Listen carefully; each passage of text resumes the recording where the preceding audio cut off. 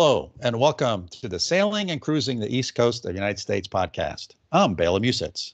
And I'm Mike Wasserman. This is our podcast about sailing the East Coast of the United States. In some episodes, we'll focus on passages and destinations. In other episodes, we'll talk about boats, equipment, and techniques. And when we come across an interesting person, we'll try to get them as a guest on the show.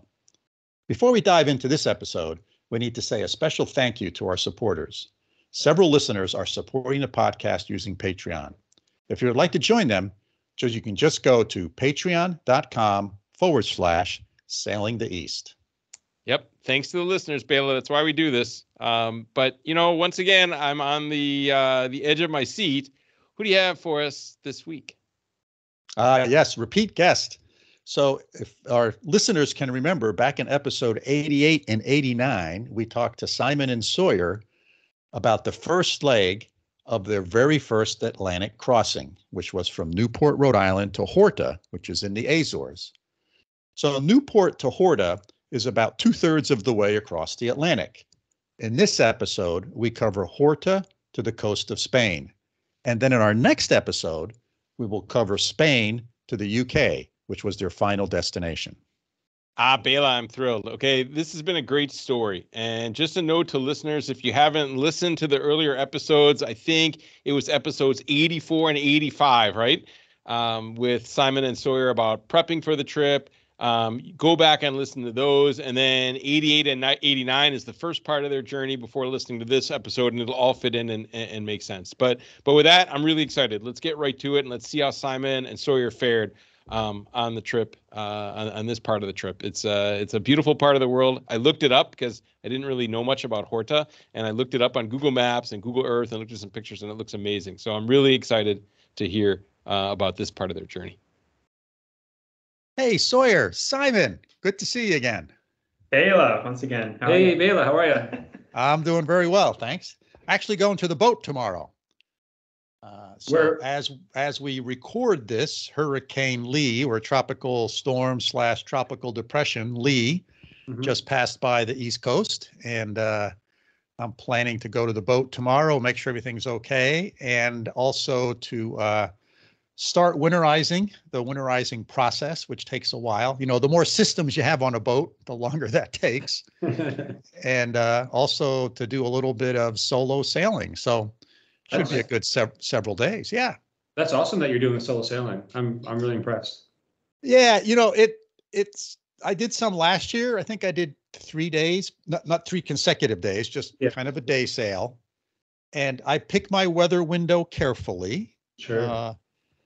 I think like we've talked before, because of the way my boat's designed, and I have that pass through stern, I can back into my dock, and I have some fenders on the stern. So when I'm docking the boat, if I get into my slip okay, I can leave the boat in reverse, and the boat will just sit there. Yeah. Pushed up right against the dock. So I can take my leisurely time, get off, and tie the boat up. So, it took me a long time to sort of sort all that out and figure out how to do that. But now I feel pretty confident. And the same thing with sailing. It's interesting because you guys probably noticed this as well, but when you're doing stuff by yourself or shorthanded, it forces you to stop and think things through. Absolutely. Absolutely. And I think it certainly makes you a better sailor, because you need to be, what's the right word? Judicious, right? With all your efforts. Yeah. You can't just be mucking around. You got to do what's needed when it's needed. So. Yeah. And it's like playing chess. You got to think out 3 or 4 steps ahead. Yeah, absolutely. You just can't be thinking about, okay, I'm going to do this. So anyway, we're not here to talk about that. We're here to talk about your first Atlantic crossing. Yeah. And if I remember correctly, I wrote this down to get it right. So in episode 88 and 89, we talked about your trip from Newport to Horta. And actually in episode 84 and 85, we talked about all the preparations you guys went through for your first trip across the Atlantic. So our listeners can listen to those episodes.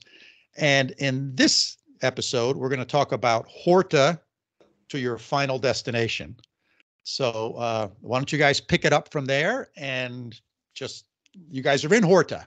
Yeah. How much time did you spend there? What was Horta like? Okay. Just kind of talk about stuff, and I'll think of questions to ask, and we'll go. Yeah. Yeah.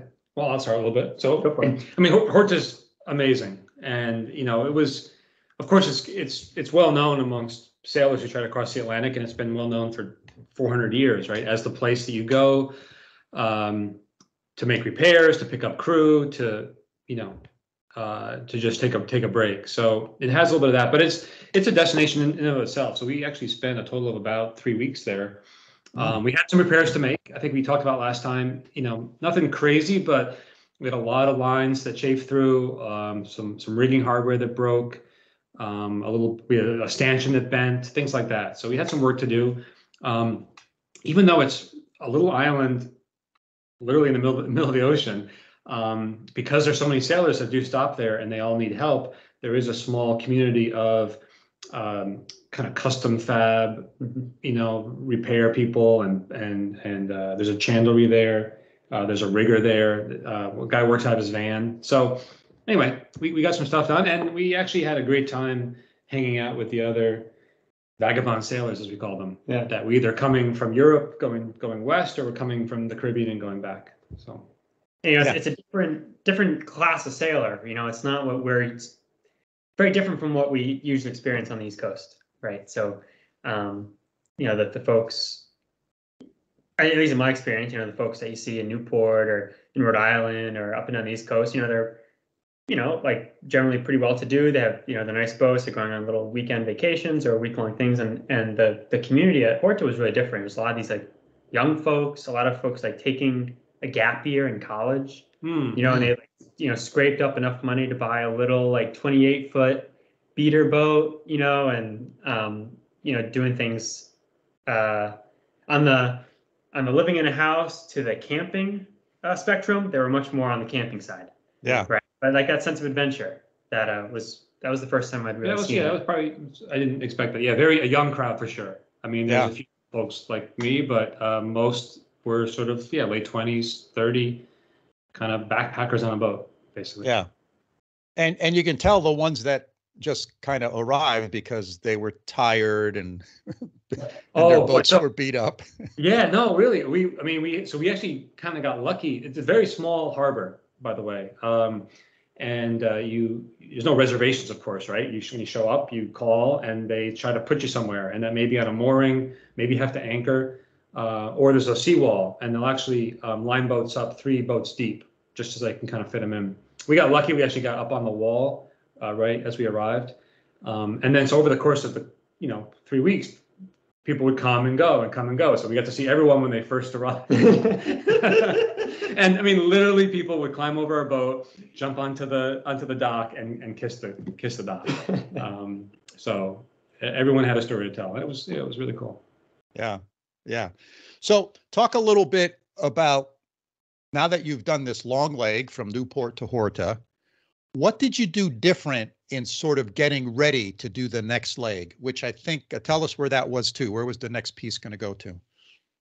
So, our original plan really only had 2 destinations. We're starting in Rhode Island, and we want to get to Horta, and then ultimately we need to get to England because we were meeting family in England.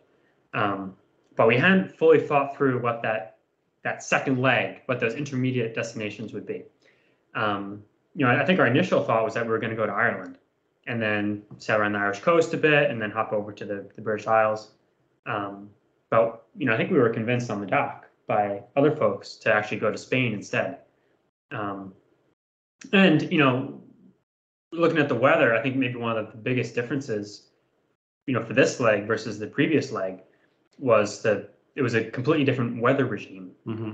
So, in early June, when we had left for the Azores trip, we had a pretty broad weather window. I mean, we delayed our departure by a couple of days, but by and large, once we departed, we didn't have like big low pressure systems we had to worry about, right? We had like one cold front, yeah. But by and large, like we just pointed our bow east and sailed for 2.5 weeks.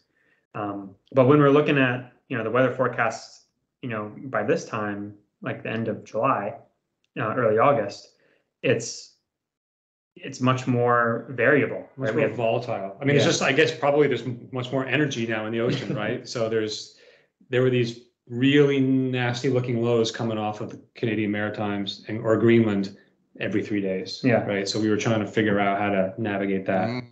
Yeah. And how long is a trip? Is it from like Horta to Ireland? How many days?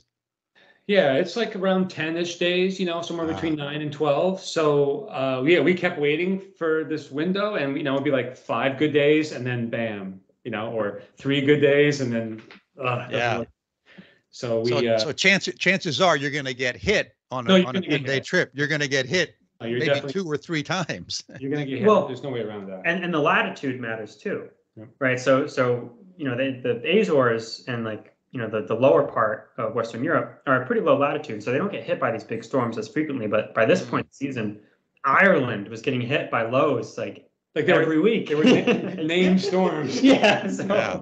So how do we, we're trying to, the weather window leaving the Azores at this point was large, right? We could have left the Azores, at any point in the next 2 weeks, but we might have only had a 3-day weather window to get into Ireland. And how do we plan that 10 days in advance? Yeah. Right. It ended up being kind of just a really tricky problem. But so we determined that if we, instead of going up to Ireland, if we essentially stayed at the same latitude and just went directly east over to Spain, it's a shorter passage for one, but then also it kept us away from that volatile weather. Mm-hmm. And then the remaining parts of the trip from Spain up to England, those are much shorter legs. And so even though it's later in the season and we're heading north, it's easier to connect the dots and miss the storms. Yeah. So that was most of our thinking in terms of that. I will say that it did surprise us, and this is after probably going all the way to the UK, that it is difficult to find a good weather window. Meaning, you can find them, but you need to wait for them if that's what you're planning to do. And we were a small crew, just the 2 of us now, going from the Azores, and we're kind of cautious sailors, right? We weren't really trying to find danger. And so if those are your parameters, you might need to wait a week or 2 weeks to get that window. I didn't expect that before we left. I was kind of thinking, it's 18 days to the Azores and it's 9 days to Ireland and it's 2 days to England. Okay, that's fine. But the reality is you might have to wait 2 weeks to make that next 8-day trip, or another week to make that next 3-day trip. So yeah, I guess, that's, if you're cruising, it takes a while. And maybe that's why people take sometimes 3 years to go around the world, because it's a lot of waiting. Yeah. Yeah. In terms of preparation, I think some major things that were different. You asked about that, right? One, we talked last time about how seasick I was, or we were. So we did get our physician to prescribe us patches you put behind your ear. We each got a couple boxes. Yeah. Oh, those things are game changer. Absolute game changer. Yeah. So they recommend every 3 days that you switch them out. That worked pretty well for Sawyer. I found actually that by the end of the second day, I was already starting to not be great. So then I started going every 2 days, and made a tremendous difference. I still got seasick a couple times, but it wasn't that debilitating seasickness I had coming over. So excellent. That was great. I think we talked about it a little last time. Just I wasn't prepared for that. I didn't really get seasick before, not severely, and so that was different. Food, we adjusted a little bit our preparation for food. So remember, we had some great stores of food that my wife helped prepare, and good recipes and all that, and we realized on the trip over, just really because of the fatigue and the how rough the sea state is, it's difficult to prepare food. So we did stock up on and kind of pre-made meals that were going to be easy to make on that second leg.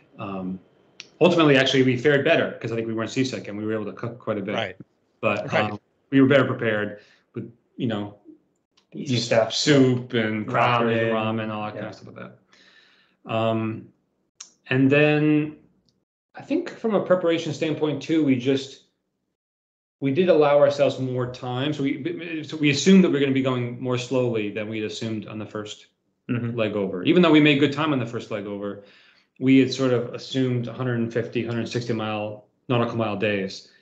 and we were never hitting that mark. So on the next trip over to Spain and then up to France, we were planning like 120s. We actually did better. We ended up doing about 140, but you know, we kind of pulled back our expectations, which was important in terms of our, you know, looking at the weather, our sail plan, and everything else. Cool. Well, I'm glad to hear the patches worked. If you guys remember when we were on that trip together, I had my patches. Yeah. No, I mean, I think when we were talking to somebody before we left, and we were going through all the preparations we had done and all the gear and all the classes we took and everything, and they're kind of like, you know, nodding, and they said, "What are you doing for seasickness?" And I was like, "Oh, no. We don't get seasick. It's no problem." So anyway, I guess like a lesson is, even if you never get seasick, you should be prepared that you may get seasick. Yeah. It's easy to get some, you know, better medication, and it's worth it. Yeah. Super. So you went from Horta to, where was your first stop? So our next one, we went directly to A Coruña, Spain. And you know, if you imagine Spain as a square, A Coruña is located on the northwestern corner of that square. And it was a really cool destination. It's a really popular stopping ground, we found out, you know, for folks in Northern Europe, both on their way to the Mediterranean and just as a spot to hang out.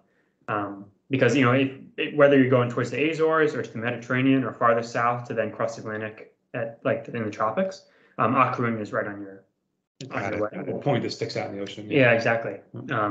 And it's been it's been a sailing destination for a really long time, kind of like the Azores as well. So, you know, so we arrived there, and it was in some ways a little similar, right? There's like a lot of cruisers.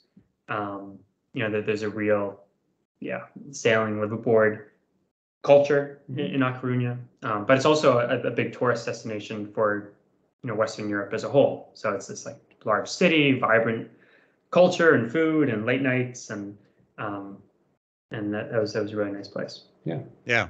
And the Azores, if I remember my history correctly or my geography, is Portuguese. It is. Yeah. It's a semi-autonomous like region in Portugal. Yeah.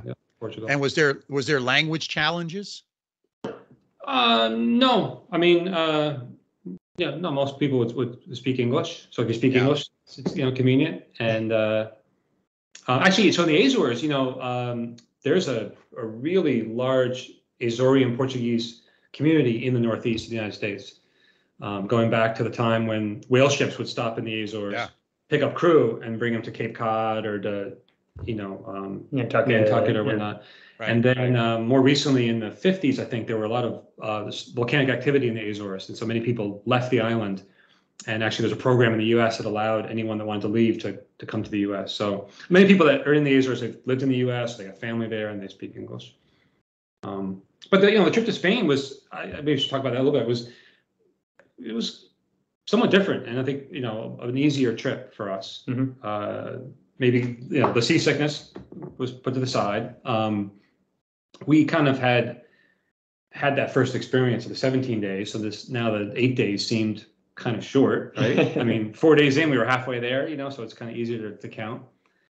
We had pretty strong winds, again, nice like 20, 25 knots on a beam reach, but that was fine. We knew what the boat could handle. We were probably more cautious with our rigging and our lines. We didn't have so much chafing.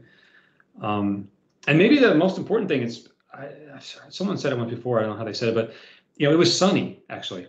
And, you know, when it's like dark and it's cloudy and it's 15-foot waves, it's really scary. And you're sick. And you're sick. It's really scary, at least for me. But when it's sunny out and it's blue skies and it's 15-foot waves, it's like, oh, this is great. You know, the spray in my face, the wind in my hair. So it was much more enjoyable. Yeah, you know, it's this funny thing because I think, you know, objectively from a boat performance or a boat comfort standpoint, you know, the trip to the Azores, we were sailing, you know, dead downwind almost the whole time. I think, you know, there was one time where we had the whisker pole up for, you know, 6 days straight or something.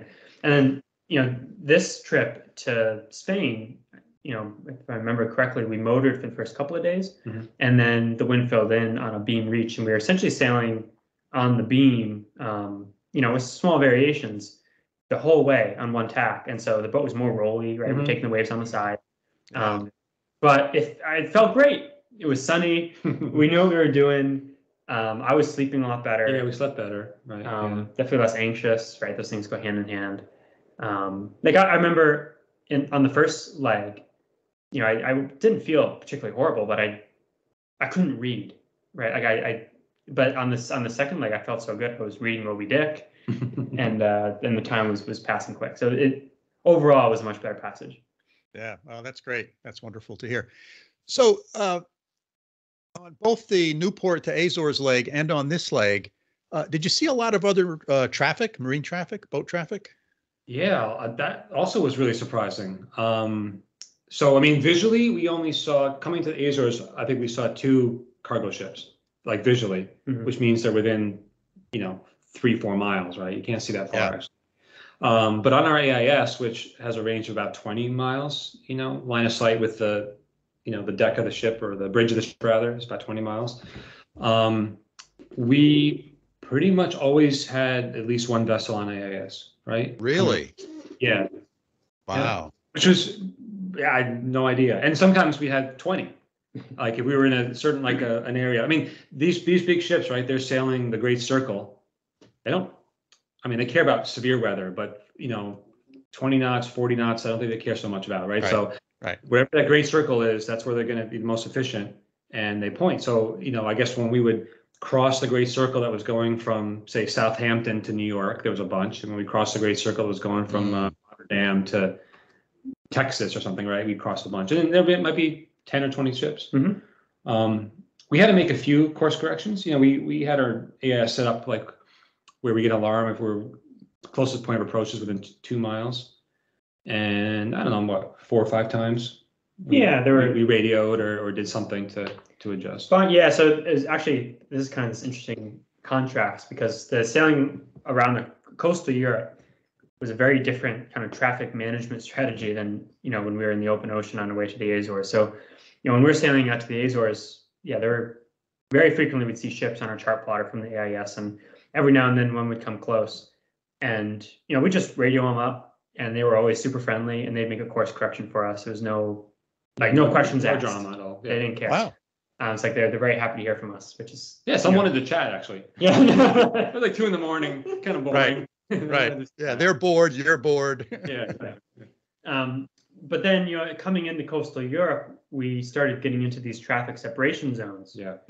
Or traffic separation schemes, TSS, and those are a very different dynamic. So you have, these ships that are essentially on these highways, all in one direction. They're not really talking to each other on, channel 16. I think they're probably talking with like some sort of like vessel traffic control. The ships are a lot closer together, and the onus is on us to stay out of their way. It's not, whereas before, it was kind of ship's responsibility to stay away from us. So when you're on the open ocean, or you're not in a traffic separation scheme, a sailing vessel is a stand-on vessel compared to a motorist, including a cargo ship, unless it's in a channel, right, or has like reduced maneuverability. Sure. So these traffic separation schemes are considered like channels, right? They need to stay in those. So when you're a sailboat approaching them, you now have to make way, and they're typically 4 lanes. So there's 2 inner lanes for like hazmat cargo, and they're going opposite, and then there's 2 outer lanes for the more normal cargo. And when we approached Spain, it was, remember that game Frogger, Bela? Yeah. It was like Frogger, right? So the boats are like this. They're a mile apart. They're all lined up, going one way and down the other way, and you have to sort of speed up and slow down to get in between them. Yeah. And we didn't radio them. We had the sense that they didn't want to hear from us, and we should just stay out of their way. Yeah. And ultimately it ended up being fine. I mean, so the route into Spain especially was pretty low drama. We made some course corrections. Mostly I think changing our speed more than our direction. So we might reduce our sail area to let the ship pass in front of us, and then speed up. But it was really in the English Channel, which was now a couple legs ahead, that we encountered an incredible amount of traffic, and that was something different. I got to imagine that this is also a place where AIS can really help, not just in knowing that those ships are out there, but knowing that on your current heading and speed and their current heading and speed, how close you're going to get to each other. So slowing down or speeding up, you can see the effect of that, because I know I have a hard time judging depth, right? You see a big ship coming, it's hard to tell. No, I mean, I certainly have a hard to tell. Yeah, so it's very. this has got to be a place where AIS is like really invaluable. I wouldn't consider like trying to navigate an area with high commercial traffic without AIS. It's like, you read in old sailing books, people talk about like, scanning the horizon and looking for ships and making course corrections. Like from our perspective, once you see the ship on the horizon, it's probably too late. Like you should have been making your course correction or chatting with the ship well before that point. And especially at night, this is a much larger concern because you see some lights on the horizon and it's often not entirely clear, right? Are they coming toward you or away from you, or are they crossing? Right. So you end up, you're watching them for 10 minutes to try and see, where are they moving? And in that 10 minutes, they've gone from 4 miles away to 1.5 miles. Yeah. Yeah, I'll say too, like, so, I mean, AIS, we've only been sailing seriously for about 5-6 years, right, in the US. And when we first started, certainly commercial ships had AIS. I'd say recreational boats didn't. Not that many had it, right? And it's definitely becoming more and more popular to have active AIS, meaning you're both transponding and you're receiving. Over in Europe, I feel like every boat has it. Not just commercial boat, but every sailor has their AIS. And maybe it's because it's so congested. Yeah.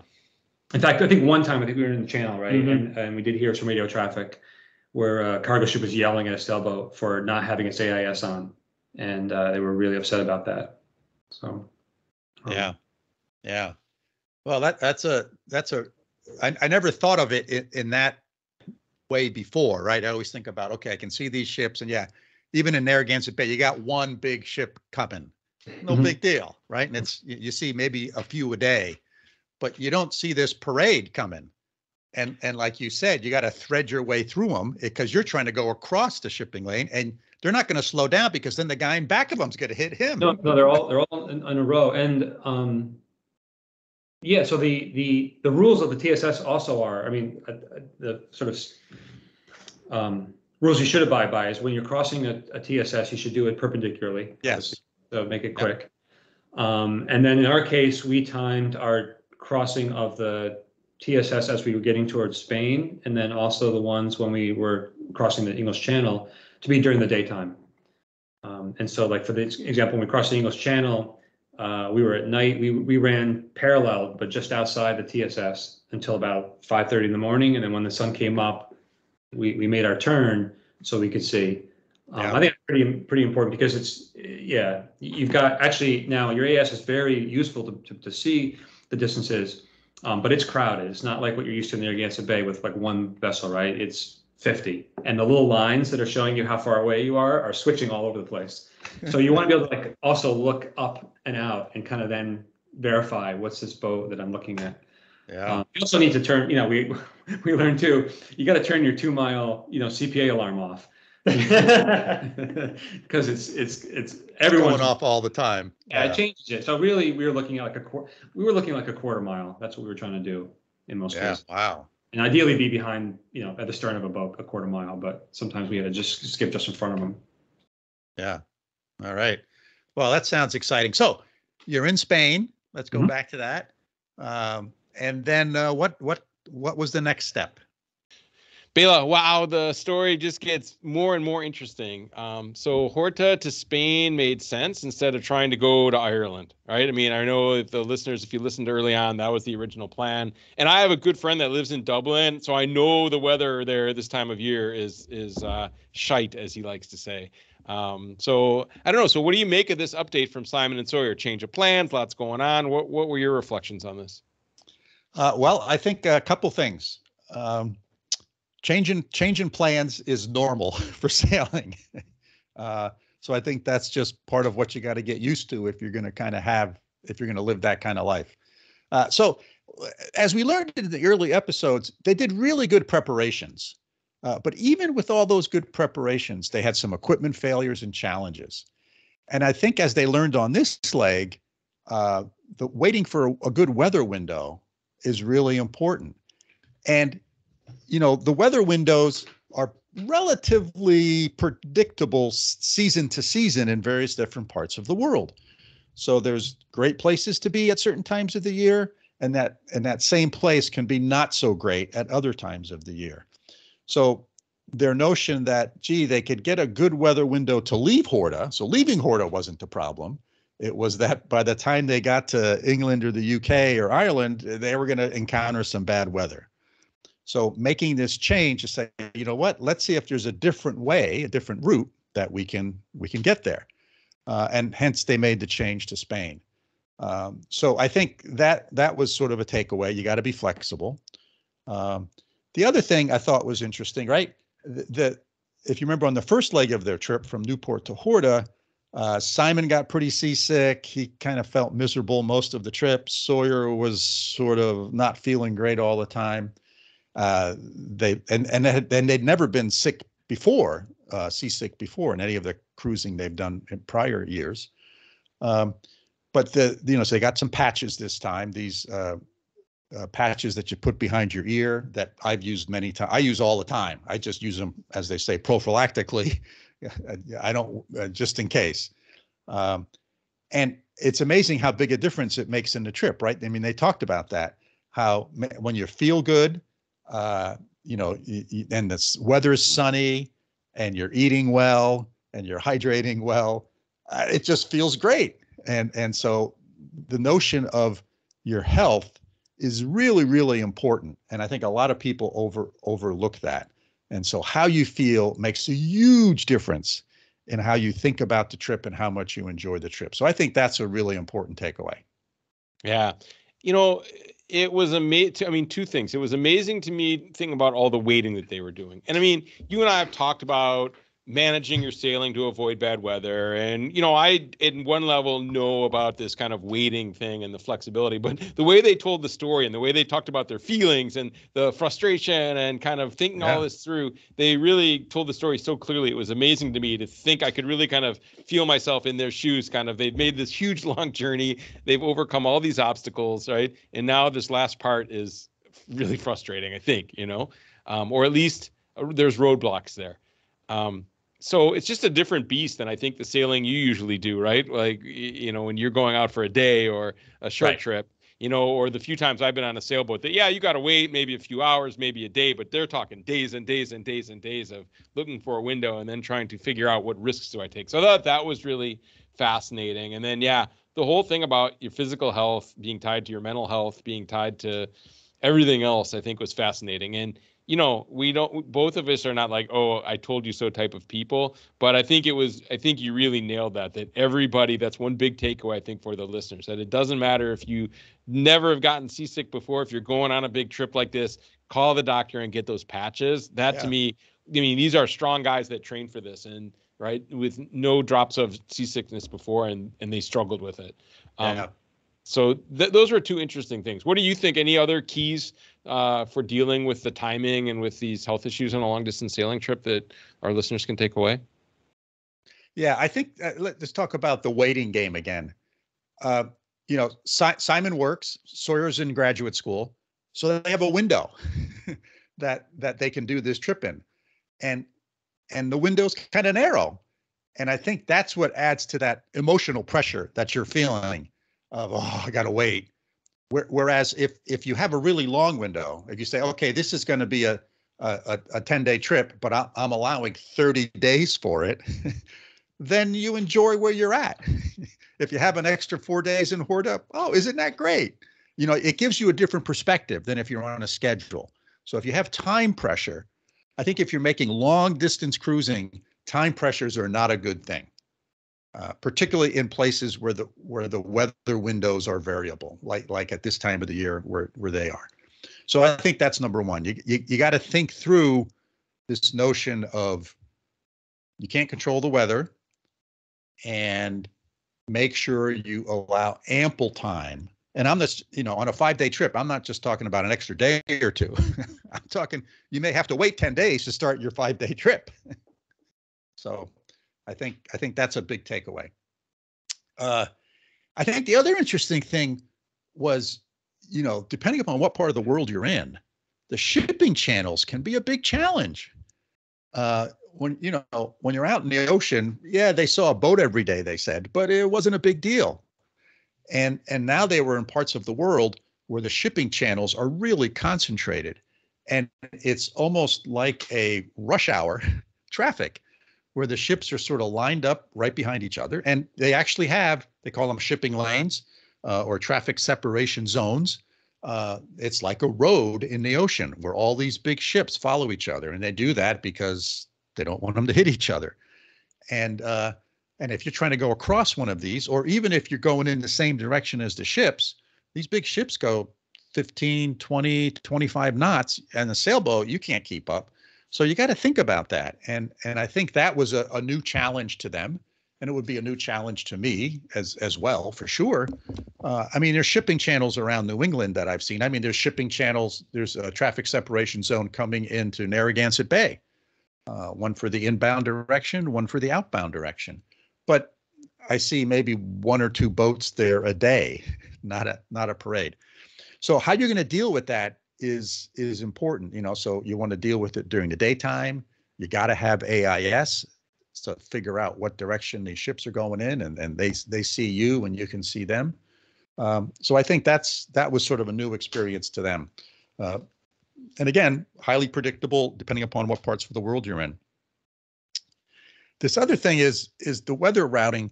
I think the interesting thing here is what you want to think through a little bit is, what is the weather going to be like if the trip takes you 2 days longer than you anticipate? In other words, you leave on time, but the going is slow and it's going to take you 2 or 3 days longer than you anticipate. How does that impact your weather on the other end of the trip? In other words, I would rather leave in weather that's a little bad, knowing that it's going to be good for the second half of my trip, than the opposite. I'd rather, I don't want to have bad weather at the end of my trip because I'm tired. Maybe something's broken on the boat, etc. I'd rather have the bad weather, or the less comfortable weather, maybe is a better way of saying it, in the beginning part of the trip than the end part of the trip. So you got to think not just about the weather on the 5 days of your transit, but what's the weather going to be like on day 6, 7, and 8? Because if it takes longer, that's what you're going to encounter. So I think that's another big takeaway. So I think that was sort of the big things for me, Mike. Did you have anything else? Love it. No, I thought the shipping route thing was really interesting too. I didn't know anything about that, about how the ships are lined up and when you have to kind of go in between, and how sometimes in the middle of the night they like to talk to you, but other times it's like, just stay out of my way because I've got this little window. That was a whole nother world to me, and I thought that was really fascinating as well. Yeah. So what do you think? We should wrap this one up, Mike? Yeah, I can't wait for the last part, from Spain to the UK, across the dreaded Bay of Biscay, right, and into the English Channel. It sounds really, really cool. So, listeners, thanks for joining us for another episode. We hope that you found this conversation interesting and thought-provoking. And as always, if you have questions about what we've discussed, please feel free to get in touch with us. Our email is sailingtheeast, all one word, @gmail.com. Hey, and if you enjoy the podcast, hit that follow button or subscribe button, whatever it's called in your app. That really helps us. It helps other people find the podcast. And if you know someone that would be a good guest for the show, let us know. We'll invite them on. Hope to see you out there. So until next time, signing off from upstate New York. See you all soon. Sounds great, Bela. And from over here in Münster, Germany, we'll see you next time.